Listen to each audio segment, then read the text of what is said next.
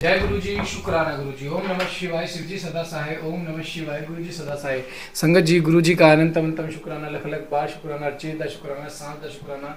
संगत जी, गुरु जी कहते हैं कि पाठ को एंड तक जरूर सुनो और हर पाठ में तुम्हारे लिए एक ब्लेसिंग्स है। संगत जी, उससे पहले गुरु जी के प्यारे प्यारे दर्शन करो। संगत जी, जितने प्यारे दर्शन होते हैं ना उतना ही प्यारा पाठ होता है। संगत जी, हर पाठ में हमारे लिए एक ब्लेसिंग्स होती है, बस हमें पहचाननी है कि वो ब्लेसिंग्स हमारे कहाँ काम आएगी, कहाँ नहीं आएगी, कहाँ हमें वो ब्लेसिंग्स मिलने जा रही है, कहाँ नहीं मिलने जा रही। संगत जी, हमारे मन में बहुत सवाल आते हैं, क्यों ये पाठ मेरे लिए नहीं है, नहीं मेरे लिए ऐसा नहीं हो रहा। मैं संगत जी, अगर गुरु जी की नोटिफिकेशन या आपके सामने पाठ या सत्संग आया ना तो उसे ज़रूर सुने, उसमें आपके लिए ही ब्लेसिंग्स है और वो गुरु जी ने आपके लिए ही भेजा है। हर पाठ में, जैसा कि मैं बताता हूँ, हर पाठ में एक ऐसी ब्लेसिंग छुपी होती है जिसका हमें कल्पना भी नहीं होती कि इसमें ऐसी ब्लेसिंग मिलकर हमारा कल्याण हो रहा है। संगत जी, कल्याण गुरु जी बहुत बहुत नए नए तरीक़ों से करते हैं। गुरु जी का कल्याण करने का तरीका कोई नहीं समझ सका, ना कोई समझेगा। जैसा कि मैंने बताया था कि नेगेटिव टाइटल आते हैं, आपको पीड़ा होती है, आपको डिप्रेशन होता है, आपको कष्ट होता है। समझो संगत जी, वो 10% कष्ट काट दिया, अगर सच्चाई में अगर वो हो जाए तो वो 100% कितना भारी होगा। सिर्फ 10% में आपको इतनी चिंता, इतना वो हो गया, किसी की तबीयत खराब हो जाती है। संगत जी, वो 10% में गुरु जी ने काट दिया।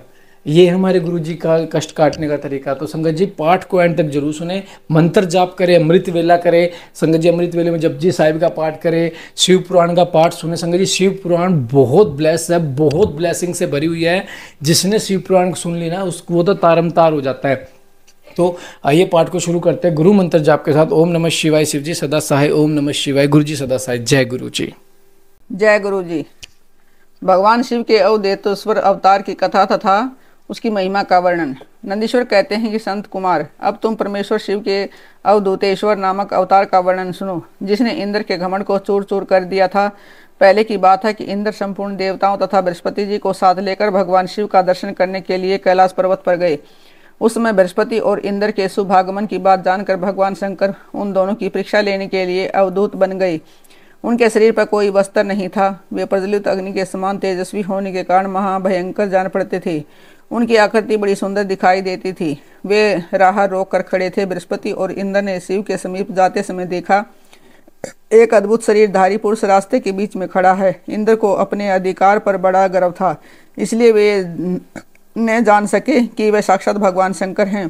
उन्होंने मार्ग में खड़े हुए पुरुष से पूछा, तुम कौन हो? इस नगन अवधूत वेश में कहाँ से आए हो? तुम्हारा क्या नाम है? ये सब बातें ठीक ठीक बताओ। देर न करो, भगवान शिव अपने स्थान पर हैं या इस समय कहीं अन्यत्र गए हैं।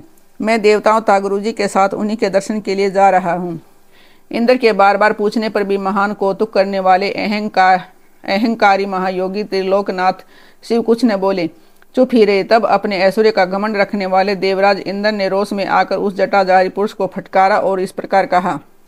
इंद्र बोले, अरे मूढ़ दुर्मते, तू बार बार पूछने पर भी उत्तर नहीं देता, अतः तुझे वज्र से मारता हूँ, देखूं कौन तेरी रक्षा करता है। ऐसा कहे उस दिगंबर पुरुष की ओर क्रोध करके देखते हुए इंद्र ने उसे मार डालने के लिए वज्र उठाया। यह देख भगवान शंकर ने शीघ्र ही उस वज्र का स्तंभन कर दिया। उनकी बाह अकड़ गई, इसलिए वे वज्र का प्रहार न कर सके। तदंतर वह पुरुष तत्काल ही क्रोध के कारण तेज से प्रज्वलित हो उठा, मानो इंद्र को जलाई देता हो। भुजाओं के स्तंभित हो जाने के कारण सचिव वल्लभ इंद्र क्रोध से उस सर्प की भांति जलने लगे, जिसका पराक्रम मंत्र के बल से अवरुद्ध हो गया हो। बृहस्पति ने उस पुरुष को अपने तेज से प्रज्वलित होते देख तत्काल ही यह समझ लिया कि ये साक्षात भगवान हर हैं। फिर तो वे हाथ जोड़ प्रणाम करके उनकी स्तुति करने लगे। स्तुति के पश्चात उन्होंने इंद्र को उनके चरणों में गिरा दिया और कहा, दीनानाथ महादेव, यह इंद्र आपके चरणों में पड़ा है, आप इसका और मेरा उद्धार करें। हम दोनों पर क्रोध नहीं प्रेम करें। महादेव, शरणागत इंद्र की रक्षा कीजिए। आपके ललाट से प्रकट हुए यह आग इन्हें जलाने के लिए आ रही है। बृहस्पति की यह बात सुनकर अवधूत वेशधारी करुणा सिंधु शिव ने हंसते हुए कहा, अपने नेत्र से रोष बस बाहर निकली हुई अग्नि को मैं पुनः कैसे धारण कर सकता हूँ? क्या सर्प अपनी छोड़ी हुई केचुल को फिर ग्रहण करता है? बृहस्पति बोले, देव भगवान सदा भक्त सदा ही कृपा के पात्र होते हैं। आप अपने भक्त वत्सल नाम को चरितार्थ कीजिए और इस भयंकर तेज को कहीं अन्यत्र डाल दीजिए। रुद्र ने कहा कि देवगुरु, मैं तुम पर प्रसन्न हूँ, इसलिए उत्तम वर देता हूँ। इंद्र को जीवन दान देने के कारण आज से तुम्हारा एक नाम जीव भी होगा।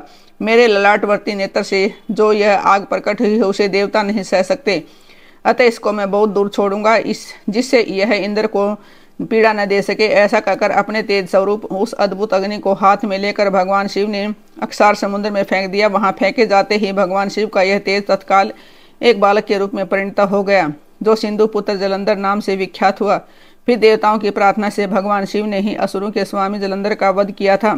अवधूत रूप से ऐसी सुंदर लीला करके लोक कल्याणकारी शंकर वहां से अंतर्ध्यान हो गए। फिर सब देवता अत्यंत निर्भय एवं सुखी हुए। इंद्र और बृहस्पति भी उस भय से मुक्त हो उत्तम सुख के भागी हुए, जिसके लिए उनका आना हुआ था। वह भगवान शिव का दर्शन पाकर कृतार्थ हुए। इंद्र और बृहस्पति प्रसन्नता पूर्वक अपने स्थान को चले गए। सनत कुमार, इस प्रकार मैंने तुमसे परमेश्वर शिव के अवधूतेश्वर नामक अवतार का वर्णन किया है, जो दुष्टों को दंड एवं भक्तों को परम आनंद प्रदान करने वाला है। यह दिव्य आख्यान पाप का निवारण करके यश, स्वर्ग, भोग, मोक्ष तथा संपूर्ण मनोवांछित फल की प्राप्ति कराने वाला है। जो प्रतिदिन एकाग्रचित हो इसे सुनता या सुनाता है, वह ये लोक में संपूर्ण सुखों का भोग करके अंत में शिव की गति प्राप्त कर लेता है। भगवान शिव के भिक्षु वार्य अवतार की कथा, राजकुमार और दिव्य कुमार पर कृपा। नंदीश्वर कहते हैं कि मुनि श्रेष्ठ, अब तुम भगवान शंभु के नारी संदेह भंजक भिक्षु अवतार का वर्णन सुनो, जिसे उन्होंने अपने भक्त पर दया करके ग्रहण किया था। विदर्भ देश में सत्यरथ नाम से प्रसिद्ध एक राजा थे, जो धर्म में तत्पर, सत्यशील और बड़े बड़े शिव भक्तों से प्रेम करने वाले थे। धर्मपूर्वक पृथ्वी का पालन करते हुए उनका बहुत सा समय सुखपूर्वक व्यतीत गया। तदंतर किसी समय साल्व देश के राजा ने उस राजा की राजधानी पर आक्रमण करके उसे चारों ओर से घेर लिया। बलोन्मत्त साल्व देशीय क्षत्रिय के साथ, जिनके पास बहुत बड़ी सेना थी, राजा सत्यरथ का बड़ा भयंकर युद्ध हुआ।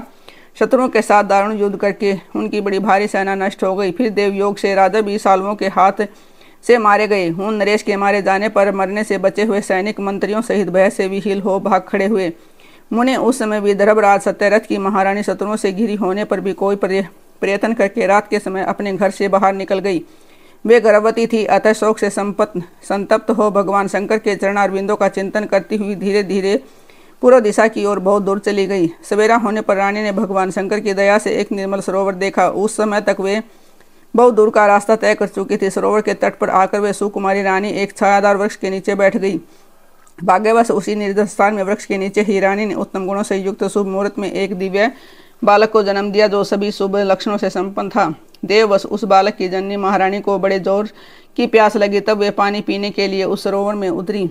इतने में ही एक बड़े भारी गराह ने आकर रानी को अपना ग्रास बना लिया। वह बालक पैदा होते ही माता पिता से हीन हो गया और भूख प्यास से पीड़ित हो उस तालाब के किनारे जोर जोर से रोने लगा। इतने में ही उस पर कृपा करके भगवान महेश्वर वहां आ गए और शिशु की रक्षा करने लगे। उन्हीं की प्रेरणा से एक ब्राह्मणी अकस्मात वहां आ गई। वह विधवा थी, घर घर भीख मांग कर जीवन निर्वाह करती थी और अपने 1 वर्ष के बालक को गोद में लिए उस तालाब के तट पर पहुंची थी। उसने एक अनाथ शिशु को वहां क्रंदन करते देखा। निर्जन वन में उस बालक को देखकर ब्राह्मणी को बड़ा विस्मय हुआ और मन ही मन विचार करने लगी, ओह, यह मुझे इस समय बड़े आश्चर्य की बात दिखाई देती है कि वह नवजात शिशु, जिसकी नाल भी अभी तक नहीं कटी है, पृथ्वी पर पड़ा हुआ है, जिसकी माँ भी नहीं है, पिता आदि दूसरे कोई सहायक भी नहीं यहाँ नहीं दिखाई देते। क्या कारण हो गया?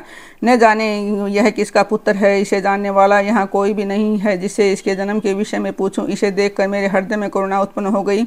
मैं इस बालक का अपने और इस पुत्र की भांति पालन पोषण करना चाहती हूँ, परंतु इसके कुल और जन्म आदि का ज्ञान न होने के कारण इसे छूने का साहस नहीं होता। ब्राह्मणी जब इस प्रकार विचार कर रही थी, उस समय भक्त वत्सल भगवान शंकर ने बड़ी कृपा की। बड़ी बड़ी लीलाएं करने वाले महेश्वर एक सन्यासी का रूप धारण करके सहसा वहां आ पहुंचे, जहां वह ब्राह्मणी संदेह में पड़ी हुई थी और यथार्थ बात को जानना चाहती थी। श्रेष्ठ भिक्षु का रूप धारण करके आए हुए करुणा निधान शिव ने उसे हंसकर कहा, ब्राह्मणी, अपने चित्त में संदेह और खेद को स्थान न दो।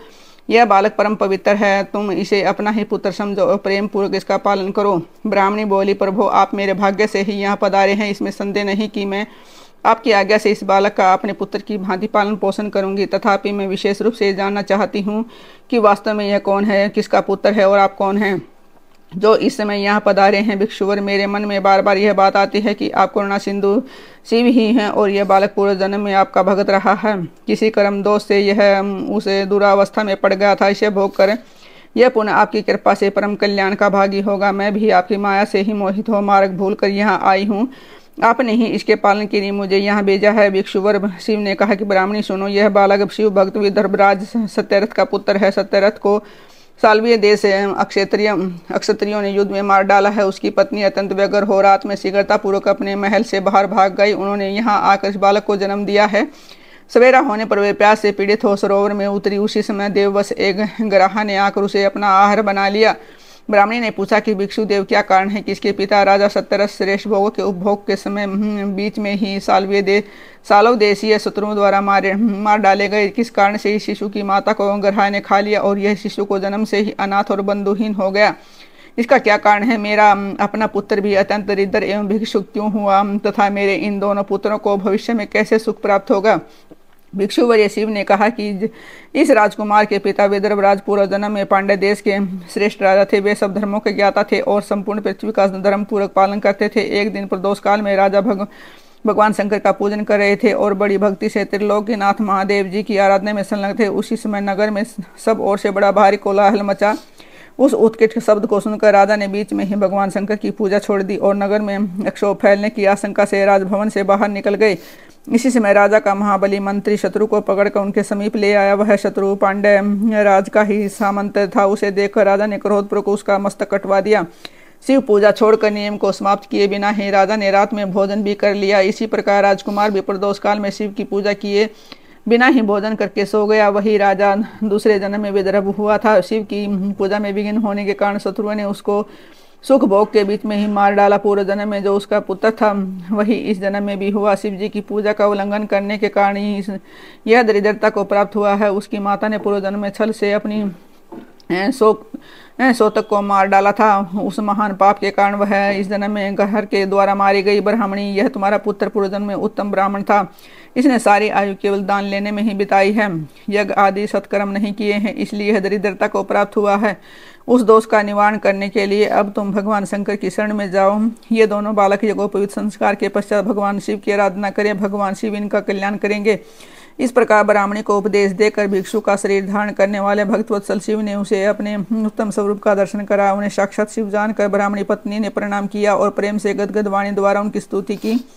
तत्पश्चात भगवान शिव भी वहीं अंतर्ध्यान हो गए। उनके चले जाने पर ब्राह्मणी उस बालक को लेकर अपने पुत्र के साथ घर को चली गई। एक चक्रा नाम के सुंदर ग्राम में उसने अपना घर बना रखा था। वह उत्तम अन्न से अपने बेटे तथा राजकुमार का भी पालन पोषण करने लगी। तथा समय ब्राह्मणों ने उन दोनों का यज्ञोपवीत संस्कार कर दिया। वे दोनों शिव की पूजा में तत्पर रहते हुए घर पर ही बड़े हुए सानिंडल मुनि के उपदेश से नियम परायण हो वे दोनों शुभ व्रत रखकर प्रदोषकाल में शंकर जी की पूजा करते थे। एक दिन द्विज कुमार राजकुमार को साथ लिए बिना ही नदी में स्नान करने के लिए गया। वहां उसे निधि से भरा हुआ एक सुंदर कलश मिल गया। इस प्रकार भगवान शंकर की पूजा करते हुए उन दोनों कुमारों का उसी घर में एक वर्ष व्यतीत हो गया।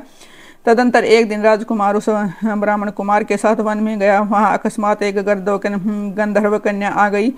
उसके पिता ने वह कन्या राजकुमार को दे दी। गंधर्व कन्या से विवाह करके राजकुमार ने कंटक राज्य भोगने लगा। जिसे ब्राह्मण पत्नी ने पहले अपने पुत्र की भांति उसका पालन पोषण किया था, वही उस समय राजमाता हुई और वह ब्राह्मण कुमार उसका भाई हुआ। राजा का नाम धर्मगुप्त था। इस प्रकार देवेश्वर शिव की आराधना करके राजा धर्मगुप्त अपनी उस रानी के साथ विदर्भ देश में राजोचित सुख का उपभोग करने लगा। यह मैंने तुमसे शिव के भिक्षुवर्य अवतार का वर्णन किया है, जिन्होंने राजा चंद्रगुप्त को बाल्यकाल में सुख प्रदान किया था। यह पवित्र आख्यान पापहारी परम पावन चारों पुरुषार्थों का साधक तथा संपूर्ण अभीष्ट को देने वाला है। जो प्रतिदिन एकाग्रचित होकर उसे सुनता या सुनाता है वह इस लोक में संपूर्ण भोगों का उपभोग करके अंत में भगवान शिव के धाम में जाता है। जय गुरु जी, शुक्राना गुरु जी। संगत जी पाठ को एंड तक जरूर सुने और प्यारा सा कमेंट जरूर करें। जय गुरु जी, शुक्राना गुरु जी। पाठ में हाजिरी लगाएं और पाठ को एंड तक जरूर करें। चैनल को सब्सक्राइब कर ले, बेल आइकन को प्रेस करें ताकि लेटेस्ट सत्संग और लेटेस्ट पाठ की नोटिफिकेशन आपको सबसे पहले मिले। जय गुरु जी, शुक्राना गुरु जी।